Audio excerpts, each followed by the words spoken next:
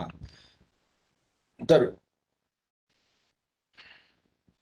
आज आपण एक नवीन इतिहास लेखनाची जी परंपरा सुरू झाली अगदी आत्ताच्या कालखंडामध्ये 1980 नंतर 1980च्या जवळपास त्या इतिहास लेखनाच्या परंपरेबद्दल चर्चा करणार आहे आणि त्याला म्हटलं जातं सबल्टन इतिहास लेखन. आता नेमकं बघा, सबल्टन कोणाला म्हणायचं? तर सर्वसाधारणतः ज्या व्यक्तींना आपल्या अधिकारापासून वंचित करण्यात येतं त्या व्यक्तींना सबल्टन असं म्हटलं जातं. आणि सुरुवातीला हा जो शब्द होता सबल्टन, तो सैन्यामधले जे खालच्या स्तरावरचे अधिकारी किंवा सैन्य असायचं त्यांना हा सबल्टन हे म्हटलं जायचं युरोपामध्ये. आणि अशोक सेन यांनी याची व्याख्या केली आहे की एनी सबऑर्डिनेशन, जनरल सबऑर्डिनेशन, असा वंचित घटक की ज्याला कुठल्याही पद्धतीने वंचित करण्यात आलं असावं, क्लास प्रमाणे वंचित करण्यात आलं असावं. अप्पर क्लास, लोअर क्लास राहतं, ते सर्वसाधारणतः आर्थिक परिस्थितीवर अवलंबून राहतं. भारतीय परंपरेमध्ये जशी जाती व्यवस्था होती, खालच्या जातीच्या लोकांना आपण सबल्टन म्हणू शकतो. वयानुसार सुद्धा कोणाला सबल्टन म्हणता येतं. उदाहरणार्थ, जे वयस्कर झाले, ज्यांचं वय झालं, त्यांना घरामध्ये सन्मान मिळत नसेल, त्यांना आपल्या घरातून त्यांची मुलं काढून टाकत असतील, किंवा सार्वजनिक ठिकाणी त्यांना सोयीस्कर होईल, त्यांच्या अंगात शक्ती कमी राहते, गुडघे दुखतात, अशा ठिकाणी त्यांच्यासाठी लिफ्ट नसेल किंवा त्यांना जाण्यायेण्याला सुविधा जर का नसेल, तर अशा लोकांना सुद्धा आपण सबल्टन म्हणू शकतो. लिंगभेदावरून स्त्रियांना सर्वसाधारणतः सबल्टन हे पुरुष प्रधान संस्कृतीमध्ये म्हटलं जातं, कारण त्यांना त्यांच्या अधिकारापासून, सन्मानापासून सुद्धा वंचित करण्यात येतं. आणि सर्वसाधारणतः वर्क प्लेसमध्ये ज्या ठिकाणी आपण काम करतो त्या ठिकाणी उच्च पदस्थ अधिकारी आणि जे निम्न अधिकारी असतात किंवा निम्न स्तरावर काम करणारे लोक असतात त्यांना सबल्टन असं म्हटलं जातं. तर कुठल्याही पद्धतीने का होईना, जर का एखाद्या व्यक्तीला त्याच्या अधिकारापासून वंचित करण्यात येत असेल, त्याला बरोबरीची वागणूक देण्यात येत नसेल, तर अशा व्यक्तींना सर्वसाधारणतः सबल्टन म्हटलं जातं. आणि हा जो शब्द आहे सबल्टन, हा पॉप्युलर करण्यामध्ये इटलीचे जे एक विचारवंत होते अँटोनियो ग्रामची, त्यांचं फार महत्वाचं योगदान आहे. खरं तर अँटोनियो ग्रामची हे मार्क्सवादी होते.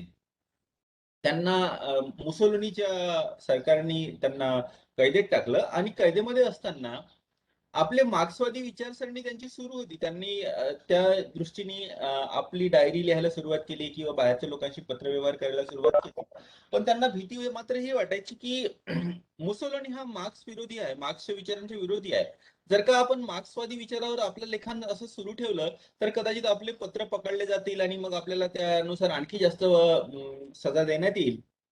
म्हणून त्यांनी काय केलं की बघा, मार्क्स जे आहे, मार्क्सच्या विचाराचे जे लोक आहे ते समाजाचे दोन घटक करतात, हॅव अँड हॅव नॉट, ज्याला आपण मराठीमध्ये आहे रे नाही रे म्हणतो. तर हॅव आणि हॅव नॉट जर का हा शब्द आपण वापरला तर आपण मार्क्सच्या विचाराचा प्रसार करण्याचा प्रयत्न करतो आहे, हे सर्वसाधारणतः अधिकाऱ्यांच्या लक्षात येईल आणि मग आपल्या विरुद्ध आणखी काही केसेस आपल्यावर लादण्यात येऊन आपल्याला आणखी जास्त पनिशमेंट देण्यात येईल असं त्यांना वाटायला लागलं. आणि मग त्या दृष्टीने विचार करून त्यांनी आहे रे आणि नाही रे, हॅव अँड हॅव नॉट याच्याऐवजी इलाइट अँड सबल्टन असा शब्द वापरायला सुरुवात केली. इलाइट म्हणजे ज्यांच्याकडे धनसंपत्ती, सन्मान आहे, आणि सबल्टन म्हणजे ज्यांच्याकडे धनसंपत्ती आणि सन्मान नाही. तर या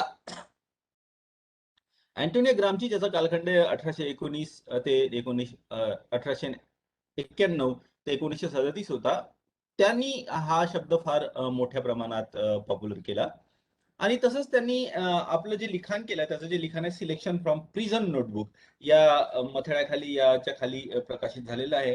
तर त्याच्यामध्ये तो सांगतो की जेव्हा एखादा ग्रुप जो इलाइट असतो, ज्याच्या हाती सत्ता संपत्ती असते, तो एखाद्या ग्रुपला आपल्या अधिकारापासून वंचित करतो, तर हे वंचित करणं सुद्धा दोन प्रकारे होतं. एक तर असं जबरदस्तीने, भीती दाखवून, तुम्ही जर का असं नाही केलं तर तुम्हाला पनिशमेंट देण्यात येईल वगैरे वगैरे. आणि एक असतं स्वसंमतीने आपली जी खालची पोझिशन आहे ती स्वीकार करणे. उदाहरणार्थ, वर्षानुवर्षे स्त्रियांना सांगण्यात येतं की आपला पती आणि त्याचा परिवार याची सेवा करणं हे स्त्रीचं परम कर्तव्य आहे. तर ती स्वखुशीने ह्या सगळ्या गोष्टी आत्मसात करते आणि मग तशीच वागते. सगळ्या आपल्या आराम, आपली तब्येत या सगळ्या गोष्टीकडे दुर्लक्ष करून पती आणि त्याच्या फॅमिलीची सेवा करते. तर याला म्हटलं जातं हेजिमनी विथ कन्सेंट, म्हणजे स्वसंमतीने आपण आपली इन्फिरियर पोझिशन स्वीकार केलेली आहे. तर हे सुद्धा, या दोन्ही गोष्टी त्यांनी एक्सप्लोर करण्याचा प्रयत्न केला आपल्या लिखाणामध्ये.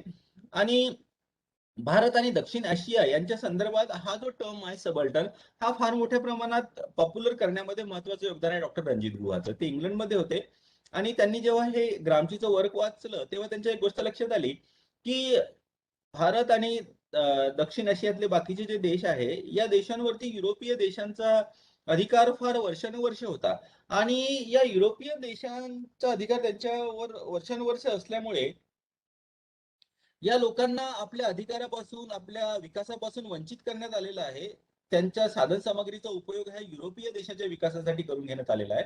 त्यामुळे या सगळ्या लोकांना आपण वंचित घटक किंवा या सगळ्या लोकांना आपण सबल्टन हिस्ट्री असं म्हणू शकतो. आणि या सबल्टन मध्ये सुद्धा लेअर राहतात. उदाहरणार्थ या दक्षिण आशियाच्या किंवा भारताचा इतिहास लेखन करताना त्यांचा जो संघर्ष होता ब्रिटिशांच्या विरुद्ध, त्या संघर्षामध्ये या भारतीय लोकातला जो इलाइट क्लास होता, हायली क्वालिफाईड क्लास होता किंवा जो श्रीमंत क्लास होता, त्यांच्या कार्यावरच इतिहासकारांचं लक्ष जातं. उदाहरणार्थ आपण इतिहास आपला जो संघर्ष होता, स्वातंत्र्याचं जे युद्ध होतं ब्रिटिशांविरुद्ध, त्याचं अध्ययन करताना आपण महात्मा गांधी, जवाहरलाल नेहरू, सरदार पटेल यांच्या कामाबद्दल, त्यांच्या जीवनाबद्दल वाचतो.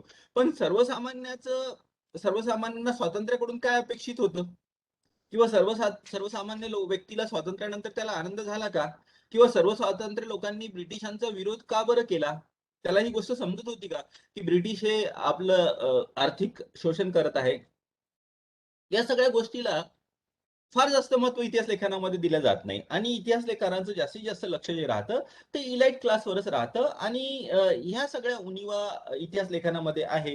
हे डॉक्टर रणजित गुहानी आपल्याला समजावून सांगण्याचा प्रयत्न केला आणि त्यांच्या विचाराशी बरेचसे लोक सहमत झाले. हे सगळे लोक इंग्लंडमध्ये एकत्र आले आणि 1982 नंतर सबल्टन स्टडीज असे प्रकाशित व्हायला आणि ते कलेक्शन असायचं, संकलन असायचं. वेगवेगळ्या इतिहासकारांनी लिहिलेल्या निबंधाचं संकलन असायचं आणि त्याचे सबल्टन स्टडीजचे 12 खंड प्रकाशित झाले. त्यापैकी सुरुवातीचे 6 खंड डॉक्टर रणजित गुहा यांनी त्याचं एडिटिंग यांनी त्यांचं संपादन केलेलं आहे. आणि हे सगळे महत्वाचे इतिहासकार त्या सबल्टन ग्रुपमध्ये असायचे. शहीद अमीन, रणजित गुहा, पार्थ चॅटर्जी, ज्ञानेंद्र पांडे, ज्ञानप्रकाश, रामचंद्र गुहा, दीपेश चक्रवर्ती, गायत्री स्पिवाक. तर हे सबल्टन आणि काय काय त्यांची वैचारिक बैठक काय होती हे रणजित गुहानी स्पष्ट केलेलं आहे.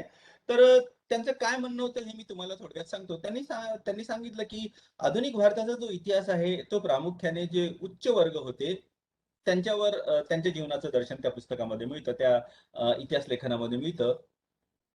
आणि हे जे उच्च वर्ग जो होता तोच भारतातल्या राष्ट्रीय चळवळीचा नेता होता आणि त्यामुळे त्यांचं लिखाणच इतिहास लेखनामध्ये साधारणतः दिसून येतं. सर्वसाधारणतः जो कॉमन माणूस होता त्याचं वर्क, त्याचं महत्व किंवा त्याच्या मनामध्ये काय सुरू होतं याची माहिती आपल्याला मिळत नाही आणि ते जाणून घेणे आवश्यक आहे. त्याशिवाय आपल्याला इतिहासाचं व्यवस्थित आकलन हे होणार नाही. काही इतिहासकारांनी शेतकरी, वर्कर्स, स्त्रिया अशा सबल्टनचा उल्लेख जरी केला असला तरी त्यांचा उल्लेख हे एक फॉलोअर म्हणून येतो. त्यांचे स्वतःचे वेगळे काही एस्पायरेशन्स होते का हे सगळे जाणून घेण्याचा प्रयत्न फार कमी इतिहासकारांनी केलेला आहे. पश्चिमी शिक्षणामुळे भारतामध्ये राष्ट्रवादी चळवळ सुरू झाली असं बरेचसे इतिहासकार म्हणतात. पण भारतीय लोकांचे स्वतःचे उत्स्फूर्त काही प्रेरणा होत्या का त्याची जाणीव इतिहासकार घेण्याचा प्रयत्न करत नाही. ही सुद्धा एक उणीव त्यांनी इतिहास लेखनामधली दाखवून दिली. आणि या सगळ्या गोष्टीमुळे इतिहास लेखन जे आहे ते एकतर्फी झालेलं आहे, प्रिज्युडिस आहे. त्याचा पूर्वग्रह बऱ्याच लोकांचा दूषित आहे आणि अनहिस्टॉरिकल आहे. त्याच्यामध्ये इतिहास हा काही त्याला ज्याला म्हणतात ना सायंटिफिक ट्रीटमेंट, शास्त्रोक्त पद्धतीने लिहिलेला इतिहास हा होऊ शकत नाही असं त्यांचं म्हणणं होतं. आणि हे सगळे ह्या सगळ्या उणिवा ज्या इतिहास लेखनामधल्या त्या जर का ठीक करायच्या असल्या तर त्या लोकांचा इतिहास शोधणं आवश्यक आहे ज्यांना आपल्या अधिकारांपासून वंचित करण्यात आलेलं आहे. ज्या पॉप्युलर मुवमेंट, सार्वजनिक आंदोलनं होती त्या सार्वजनिक आंदोलनामध्ये सर्वसामान्याचं योगदान काय होतं हे सुद्धा जाणून घेणं आवश्यक आहे. सर्वसामान्याचे काय प्रेरणा होत्या, ते त्यांचं जीवनशैली कशी होती हे सुद्धा जाणून घेणं आवश्यक आहे. भारतीय समाज हा काही एकांगी नाही, तर त्याच्यामध्ये विविधता आहे. त्या भारतीय समाजातले विविध जे ग्रुप होते त्या विविध ग्रुपाचं काय होप होती, काय एस्पिरेशन होतं ते सुद्धा जाणून घेणं आवश्यक आहे. सर्वसाधारणतः जे उच्च वर्ग असतो तो या निम्न वर्गांना आपल्या फायद्यासाठी त्याचा उपयोग करून घेतो आणि मग त्यांना सोडून देतो. हे सुद्धा इतिहासकारांनी लक्षात ठेवून इतिहासाचं अध्ययन करायला पाहिजे. ट्रायबल, पीझंट हे सगळे जरी ब्रिटिशाविरुद्ध आंदोलनामध्ये संमिलित झालेले आपल्याला दिसून येतात, पण खरंच राष्ट्रवाद कशाला म्हणतात हे त्यांना समजत होतं का? राष्ट्र कशाला म्हणतात हे त्यांना समजत होतं का?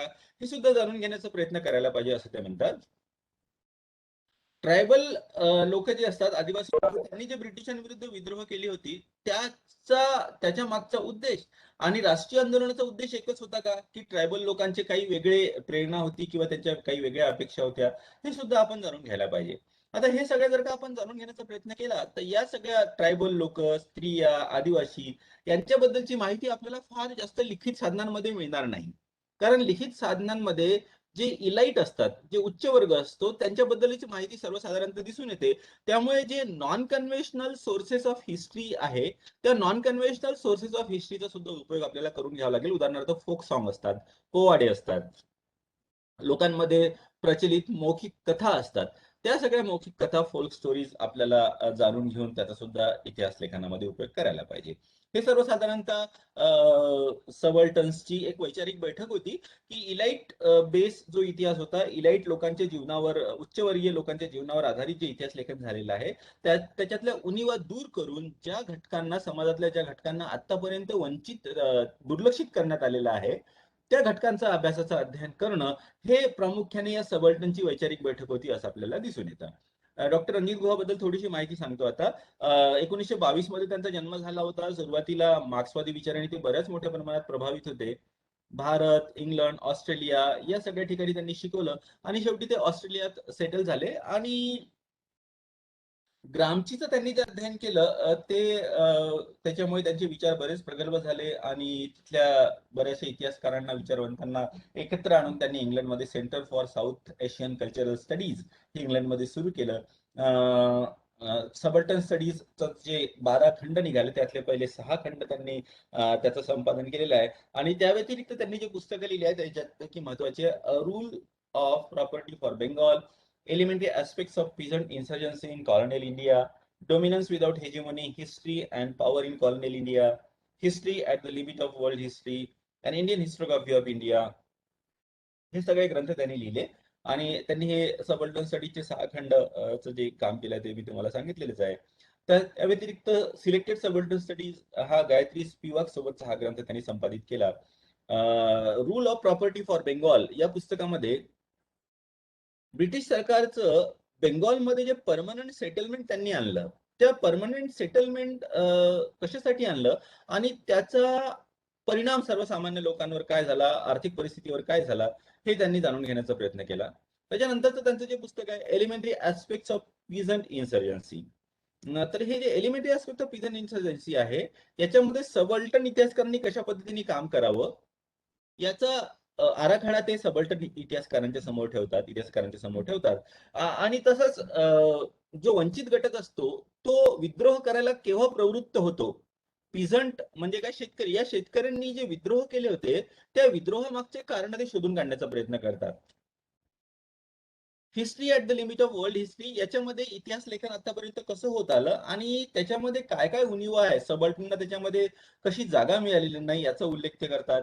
डोमिनन्स विदाउट हेजेमनी, याच्यामध्ये ब्रिटिशांचं भारतातील जे प्रशासकीय स्ट्रक्चर होतं, प्रशासकीय ढाचा जो होता, आणि ज्या पद्धतीचं प्रशासन हे युरोपियन देशांमध्ये चालायचं, या दोघांची ते तुलना करतात आणि सांगतात की युरोपामधलं जे प्रशासन होतं ते पार्टिसिपेटरी होतं. ते तिथल्या लोकांनी स्वप्रतीने आपल्या नेत्यांना तिथून निवडून दिले गेलेले होते. पण भारतामध्ये मात्र ब्रिटिशांचं प्रशासन तशा पद्धतीनं नव्हतं. इथल्या लोकांना त्याच्यामध्ये फार काही सहभाग नसायचा आणि ते प्रशासन वरूनच, जे स्वतःला इलाइट समजत होते, जास्त क्वालिफाईड समजत होते, अशा ब्रिटिशांनी भारतीय लोकांवर लादलेलं प्रशासन ते होतं. इंडियन हिस्टोग्राफी ऑफ इंडिया याच्यामध्ये कॉलोनियल पिरियडमध्ये, ब्रिटिशांच्या काळामध्ये भारतामध्ये इतिहास लेखन कशा पद्धतीने सुरू झालं याचा आढावा ते घेतात. आणि कसं साम्राज्यवादी इतिहासकारांनी आपल्या साम्राज्याला समर्थन करण्यासाठी म्हणून इतिहासाचा उपयोग करून घेतला, हे ते सांगून देतात. आणि तसंच बंकिमचंद्र चॅटर्जी हे एक पहिले अगदी सुरुवातीचे इतिहासकार होते, ज्यांनी भारतीय दृष्टिकोनातून इतिहास लिहिण्याचा प्रयत्न केला असं ते सांगतात. आणि तसंच 1857च्या उठावामध्ये जो एज्युकेटेड क्लास होता, जे शिक्षित वर्ग जो होता भारतीयांचा, तो कसा या विद्रोहापासून दूर राहिला, त्याच्या मागची काय कारणं होती हे ते याचं ते निष्कर्ष याचं विश्लेषण करण्याचा प्रयत्न करतात. तर सर्वसाधारणतः जे शेतकरी, फॅक्टरी वर्कर, ट्रायबल यांच्या समस्या, यांनी केलेले विद्रोह, या सगळ्याचं वर्णन आपल्याला या सबल्टन इतिहास लेखनामध्ये आपल्याला दिसून येतं. तर हे जे सबल्टन स्टडीजचे 12 खंड प्रकाशित झालेले मी तुम्हाला सांगितले, त्याच्यापैकी मी थोडेसे 2-3 एसेस तुम्हाला सांगतो, निबंध सांगतो. म्हणजे याच्यावरूनच सबल्टन स्टडीजच्या विचारांची दिशा कशा पद्धतीची होती आणि ते कशा पद्धतीचे विषय हाताळायचे हे तुम्हाला लक्षात येईल. उदाहरणार्थ सबल्टन स्टडीजचा जो पहिला खंड आहे, त्याच्यामध्ये डेव्हिड आर्नॉल्ड यांनी आंध्र प्रदेशामधल्या जो हिल एरिया होता, जो पहाडी एरिया होता, त्या पहाडामध्ये राहणाऱ्या लोकांनी 19व्या शतकामध्ये का बरं विद्रोह केला होता याचं विश्लेषण करतात. ठीक आहे ना. तर बघा, दूरच्या एरियामध्ये, एका पहाडी एरियामध्ये तिथल्या पहाडी लोकांनी केलेला विद्रोह हा कधीही मेन स्ट्रीम मध्ये, सर्वसामान्यतः इतिहास जे आपण वाचतो त्याच्यामध्ये याचा उल्लेख कधीही येत नाही. तर अशा ज्यांना म्हणतात ना दुर्लक्षित घटकांकडे या सबल्टननी इतिहासकारांचं लक्ष वेधण्याचा प्रयत्न केला. आणि तसंच ब्रिटिशांच्या काळामध्ये जे ज्याला म्हणतात ना फॅमिन, अकाल, हिंदीमध्ये अकाल म्हणतात, मराठीमधला शब्द आता मला आठवत नाही. अकाल, दुष्काळ दुष्काळ हा काय म्हटलं दुष्काळ ऋषिक? हा, दुष्काळ. हा हा, बरोबर. तर हे दुष्काळ दुष्काळ जेव्हा ब्रिटिशांच्या कालखंडामध्ये पडायचे, तर त्या दुष्काळाचं वर्णन जे मिळतं आपल्याला लिखाणामध्ये, ते सर्वसाधारणतः या दुष्काळावर ब्रिटिश सरकारने केलेली उपाययोजना याचं विस्तृत वर्णन मिळतं. पण त्या दुष्काळांचा परिणाम हा सर्वसाधारण लोकांवर काय झाला याचं मात्र विश्लेषण मिळत नाही. आणि सर्वसाधारणतः असंच होतं इतिहास लेखनामध्ये, सरकारने केलेली कामं आणि या गोष्टीचा उल्लेख, या गोष्टीचे लिखित साधनं आपल्याला मिळतात, पण सर्वसामान्यांच्या समस्याचा त्याच्यामध्ये फारसा उल्लेख आपल्याला मिळत नाही. ज्ञान पांडे यांनी जो शेतकऱ्यांचा विद्रोह झाला होता 1919-22 मध्ये अवधच्या प्रांतामध्ये, त्याचा उल्लेख केलेला आहे, त्याचं अध्ययन केलेलं आहे. हेनिंगहम, स्टीफन हेनिंगहम यांनी सबल्टन स्टडीज 2 मध्ये बिहार, युपी मध्ये क्विट इंडिया आंदोलन जे झालं होतं 1942 मध्ये, त्याच्यामध्ये सबल्टनचं काय योगदान होतं किंवा सबल्टनचे काय त्याच्या मागचे प्रेरणा होती त्या त्या आंदोलनामध्ये जॉईन करण्यामागचे, ते अध्ययन करण्याचा प्रयत्न केला.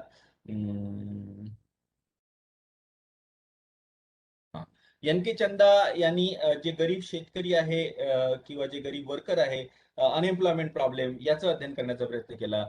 दीपेश चक्रवर्ती यांनी सबल्टन स्टडीज 2 मध्ये 1920 ते 1950 या 30 कालखंडामध्ये तिथे जे ज्यूट वर्कर होते, त्या ज्यूट वर्करच्या संघटना निर्माण झाल्या. पण त्या ज्यूट वर्करचे जे नेते होते, ते सुरुवातीला जरी ज्यूट वर्कर होते, ज्यूट फॅक्टरीमध्ये एक वर्कर म्हणून काम करायचे, पण जसंच ते नेते म्हणून झाले, तर ते सुद्धा जमीनदाराप्रमाणे वागायला लागले. आणि मग नेते आणि सर्वसामान्य ज्यूट वर्कर असे क्लास सुद्धा तिथे निर्माण झाले. तर इंग्लिशमध्ये ज्याला म्हणतात ना सबल्टनिटी विदिन द सबल्टनिटी, एक विशेष ग्रुप असतो ज्याला सबल्टन आपण म्हटलं जातो, पण त्यामधले सगळे सबल्टन नसतात. या पॉइंटवर आपण नंतर सुद्धा चर्चा करू. सबल्टनच्या विचारांवर एक खूप मोठा प्रश्नचिन्ह उभा करण्यात येतो की नेमकं सबल्टन म्हणायचं कोणाला.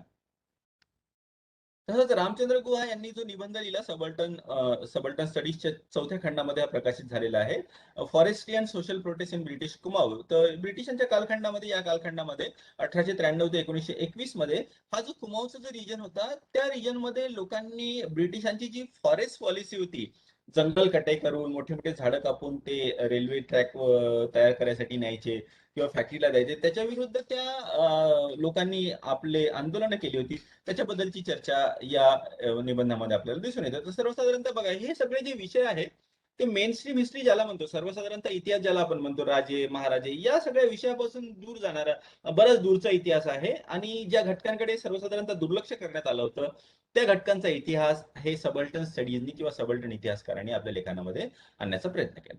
तर हे रामचंद्र गुहाबद्दल, सॉरी, रणजित गुहाबद्दल मी तुम्हाला सांगितलं. रणजित गुहा आणि रामचंद्र गुहा याच्यात कन्फ्युजन होतं, थोडं लक्षात ठेवा. रणजित गुहा हे सबल्टन इतिहासकार आहे, रामचंद्र गुहा हे एन्व्हायरमेंटल हिस्टोरियन आहे, पर्यावरणीय इतिहासकार आहे. त्यांच्याबद्दल आपण नंतर पुढे चर्चा करू आहे. तर रणजित गुहा त्यांची पुस्तकं, त्यांनी सबल्टन स्टडीजला किंवा सबल्टन हिस्ट्रीला जी वैचारिक बैठक दिली, हे मी तुम्हाला सांगितलं. आता या सबल्टन ग्रुपमधले एक दुसरे महत्वाचे जे इतिहासकार आहे ते होते डॉक्टर सुमित सरकार. दिल्ली विद्यापीठामध्ये ते प्राध्यापक होते आणि एक स्वतंत्र विचार करणारे म्हणून त्याची बरीचशी ख्याती होती. आणि त्यांचा जो मेन रिसर्च एरिया होता, राष्ट्रीय आंदोलनामध्ये सर्वसामान्यांचं योगदान, सबल्टनचा इतिहास, महात्मा गांधीचं आंदोलन, या सगळ्या गोष्टीवरती चर्चा करतात. तर त्यांची जी पुस्तकं आहेत, स्वदेशी movement in Bengal, popular movement and middle class leadership in colonial India, British काळामध्ये मिडल क्लास लिडरशिप कशी अस्तित्वात आली, रायटिंग सोशल हिस्ट्री, बघा समाजाचं महत्व जास्त आहे, मॉडर्न इंडिया, हे पुस्तक बरंच प्रसिद्ध आहे. आणि या व्यतिरिक्त हे त्यांचे 3 निबंध बरेच प्रसिद्ध झाले: limit of nationalism, decline of subaltern in subaltern studies and beyond nationalistic frame. तर त्यांचं हे जे पुस्तक आहे, मॉडर्न इंडिया 1885 टू 1947, हे 1983 मध्ये प्रकाशित झालं.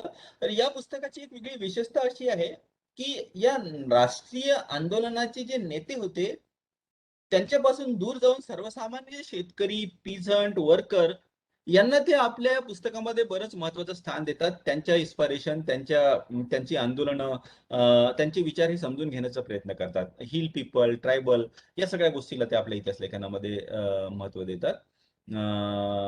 मिडल क्लास लिडरशिपचं कॉन्ट्रीब्युशन काय हे ते जाणून घेण्याचा प्रयत्न करतात. रायटिंग सोशल हिस्ट्री हे त्यांचं जे नेक्स्ट पुस्तक आहे ते त्यांच्या 8 लेखाचं संकलन आहे.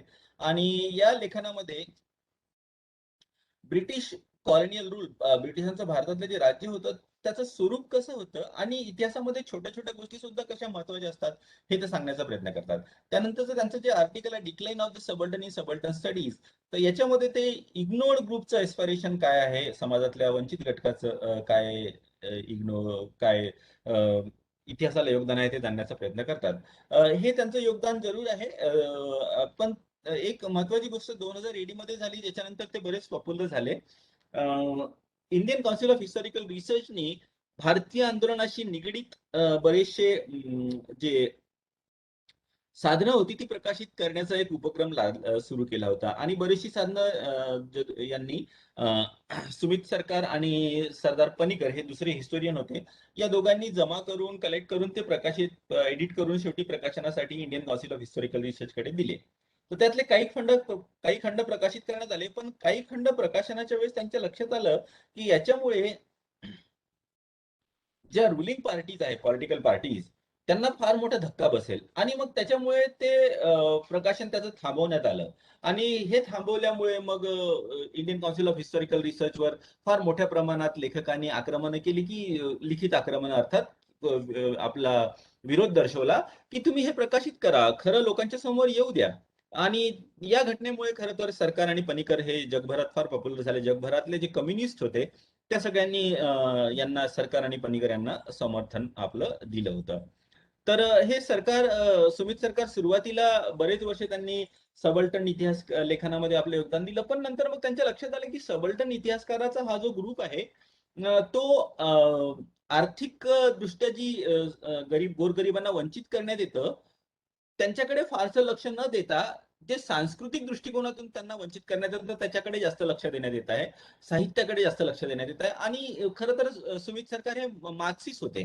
तर मार्क्सिस्ट विचाराचे असल्यामुळे आर्थिक कारण ही मनुष्याच्या जीवनासाठी सगळ्यात महत्वाची असतात, ही त्यांची विचारसरणी होती. आणि या सबल्टन स्टडीज मध्ये आर्थिक कारणांकडे किंवा आर्थिक मतभेदाकडे जेव्हा दुर्लक्ष, आर्थिक जो भेद होतो त्याच्याकडे जेव्हा दुर्लक्ष करण्यात आलं, तेव्हा त्यांनी स्वतःला या सबल्टन स्टडीजच्या ग्रुप पासून वेगळं केलं. तर हे झालं डॉक्टर सुमित सरकारांबद्दल. तुम्हाला MCQ टाईप तुमची एक्झाम होईल आहे, त्यामुळे कोणत्या लेखकाने कोणती पुस्तकं लिहिली, कोणता लेखक कोणत्या ग्रुपमध्ये होता, हे सगळं तुम्हाला, किंवा कोणता महत्वाचा लेख कोणत्या लेखकाचा आहे, कोणत्या इतिहासकाराचा आहे, हे तुम्हाला यायला पाहिजे. तर या सबल्टन स्टडीज बद्दल काही काही आक्षेप घेण्यात येतात. जसं मी सुरुवातीला थोडंसं सांगितलं तुम्हाला, की नेमकं सबल्टन म्हणायचं कोणाला, हा फार मोठा प्रश्न आहे. एक सिंपलचं उदाहरण सांगतो, की शेतकरी हा खेड्यामध्ये शेतामध्ये काम करून आपलं उत्पादन काढतो. पण ते जेव्हा हार्वेस्टिंग सीझन असतो, जेव्हा सुगीचा सीझन असतो, तेव्हा सुगीच्या सीझन मध्ये शेतमालाचे भाव बरेच कमी झालेले असतात, कारण उत्पन्न हे बाजारात फार मोठ्या प्रमाणात येतं. तर त्याला कमी भावामध्ये आपलं उत्पन्न हे व्यापाऱ्याला विकावं लागतं. व्यापारी तो कमी भावामधलं उत्पन्न विकत घेतो, आपल्याकडे साठवून ठेवतो आणि मग शहरात येऊन किंवा नंतर काही महिन्यानंतर जास्त भाव घेऊन ते उत्पन्न विकतो.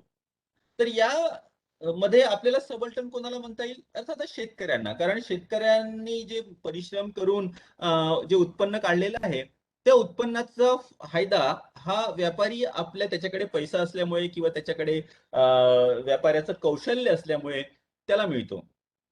तर या उदाहरणामध्ये शेतकरी हा सबल्टन झाला. पण आता दुसरं उदाहरण करू. हा जो शेतकरी आहे, या शेतकऱ्याच्या शेतामध्ये एक शेतमजूर काम करतो आणि दिवसभर उन्हातान्हामध्ये काम केल्यानंतर त्याला संध्याकाळी ₹50 मिळतात. तर आता आपण शेतकरी आणि हा शेतमजूर याची जर का तुलना केली, तर आता इथे शेतमजूर हा सबल्टन होईल. हा शेतमजूर ₹50 घेऊन संध्याकाळी घरी जाता जाता ₹25 हा दारू पिण्यात उडवतो आणि ₹25 आपल्या पत्नीला देतो आणि तिला सांगतो की तुला ₹25 घर चालवायचं आहे आणि तिने काही जर का विरोध केला तर तिला मारतो. तर आता कोण सबल्टन झालं? अर्थात त्याची पत्नी सबल्टन झाली. तर त्यामुळे निश्चित हा कुठला घटक हा सबल्टन आहे, हे निश्चितपणे आपल्याला व्याख्या करता येत नाही. हा एक मोठा आक्षेप सबल्टनच्या विचारसरणीवर घेण्यात येतो. सगळ्या समजा उदाहरणार्थ आपण सगळ्याच आदिवासींना जर का सबल्टन म्हणलं, तर आदिवासीमध्ये काही काही लोक खूप श्रीमंत आहेत. जर का आदिवासींना जर का सवलती द्यायच्या असल्या, तर ज्या आदिवासीचं इन्कम फार चांगलं आहे, खूप मोठं आहे, त्यांना सवलती देणं हे कितपत योग्य राहील? जर का आपण स्त्रियांना सबल्टन म्हटलं, तर एखाद्या खूप श्रीमंत घरची जमीनदाराची बायको ही सबल्टन राहील का? काही तुलनेत ती सबल्टन राहील. कारण जमीनदारासमोर तोंड उघडायची तिला हिंमत नसेल. पण ती मात्र आपल्या घरामध्ये काम करणाऱ्या गड्या माणसांवर आणि बाई माणसांवर फार रुबाब झाडत असेल. त्यांच्याकडनं खूप कामं करून घेत असेल आणि त्यांना कमी पैसे देत असेल. म्हणजे मग सबल्टन नेमकं झालं कोण? तर सबल्टन नेमकं म्हणायचं कोणाला? हा एक फार मोठा प्रश्न आहे. सबल्टनची खूप निश्चित व्याख्या करणं हे फार कठीण आहे. हा एक खूप मोठा आक्षेप सबल्टनवर घेण्यात येतो. आणि सबल्टननी जे समाजाचे दोन प्रमुख घटक केले आहे, इलाइट आणि सबल्टन, उच्च वर्ग आणि सबल्टन, हे सुद्धा चुकीचे आहे. मग याच्यामध्ये मिडल क्लास कुठे गेला? कारण समाजामध्ये मिडल क्लास तर आता अस्तित्वात आलेला होताच. जेव्हा सबल्टन स्टडीजचं अध्ययन सुरू झालं 1980 नंतर मोठ्या प्रमाणामध्ये, तर मग मिडल क्लास कुठे गेला? पण त्यामुळे समाजाचं असं खूप सरळ सरळ ब्लॅक अँड व्हाईट डिव्हिजन करणं ही सुद्धा चुकीचं आहे. तसं सबल्टन हे बरेचदा आर्थिक डिप्रिव्हेशन जे असतं, आर्थिक मतभेद जे असतात, आर्थिक भेद जे असतात, कोणाकडे संपत्ती जास्त असते, कोणाकडे कमी असते, याच्याकडे सुद्धा दुर्लक्ष करतं. तर हे सगळे क्रिटिसिझम जरी असले, तरी सबल्टन स्टडीचं योगदान मात्र फार महत्वाचं आहे. कारण आतापर्यंत मेनस्ट्रीम इतिहास लेखनामध्ये इतिहास लेखनाच्या प्रमुख प्रवाहामधून जे जे घटक वंचित झालेले होते, त्या घटकांकडे लक्ष वेधून घेण्याचं काम या सबल्टननी केलं. आणि हे it was a really brave attempt. हा खूप ज्याला म्हणतात ना, खूप महत्वाचा हा हा प्रयत्न होता. ज्या लोकांना आतापर्यंत दुर्लक्षित करण्यात आलं त्यांच्याकडे लक्ष वेधलं गेलं. तसंच या सबल्टनचं अध्ययन करताना जी इतिहासाची साधने वंचित राहिलेली होती, उदाहरणार्थ फोक सॉन्ग, ट्रायबल सॉन्ग, पोवाडे, या सगळ्या गोष्टीकडे सुद्धा सबल्टननी लोकांचं लक्ष वेधून घेण्याचा प्रयत्न केला. त्यामुळे इतिहासाची बरीचशी साधनं ही आता इतिहासकारांना मोठ्या प्रमाणात सबल्टनच्या प्रयत्नांनी उपलब्ध झालेली आहे असं आपल्याला दिसून येतं. स्मॉल रिजन जसं सांगितलं ना, तामिळनाडूमध्ये एका मध्ये एका पहाडी इलाकामध्ये ज्या लोकांनी विद्रोह केला, त्यांचं सुद्धा विश्लेषण हे करतात. म्हणजे काय छोटा एरिया, दूरचा एरिया, त्यातले खूप छोटा ग्रुप आहे, पण त्यांचा पण इतिहास महत्वाचा आहे ना. त्यांच्याबद्दल जर का आपण इग्नोर केलं तर त्यांचा इतिहासच राहणार नाही. येणाऱ्या पिढीला त्यांच्याबद्दल काही माहित होणार नाही. सबल्टनच्या प्रयत्नामुळे मात्र हे असं छोट्या ग्रुप किंवा खूप छोट्याशा एरियामधला जो इतिहास असतो, त्या इतिहासाला सुद्धा महत्व आलं. आणि खरं तर सबल्टनच्या या विचारसरणीचा फार मोठ्या प्रमाणात प्रसार होण्यापूर्वीच ज्योतिबा फुले यांनी सबल्टन कशाला म्हणतात, अर्थात त्यांनी सबल्टन शब्द हा वापरला नाही, पण वंचित घटकाकडे निश्चितच लक्ष वेधून घेतलं होतं आपल्या लिखाणाच्या माध्यमातून. तर सबल्टन इतिहास लेखन इथे संपलं. ग्रामचीनी हा शब्द फार मोठ्या प्रमाणात पॉप्युलर केला, प्रसिद्ध केला. त्याच्यानंतर डॉक्टर रणजित गुहा यांनी याच्यामध्ये फार मोठं काम केलं. सुमित सरकार यांनी काम केलं. त्यानंतर बराचसा ग्रुप होता. सबल्टन स्टडीजचे 12 खंड निघाले. या विपरीतही सबल्टन हा शब्द निश्चितपणे याची व्याख्या करणं फार कठीण आहे. हा एक आक्षेप सर्वसाधारणतः इतिहासकारांकडून सबल्टन स्टडीजला सबल्टनकडे घेण्यात सबल्टनच्या लिखाणावर घेण्यात येतो. तर इथे हे सबल्टन स्टडीज संपलं. तुम्हाला जर का काही शंका असेल तर तुम्ही मला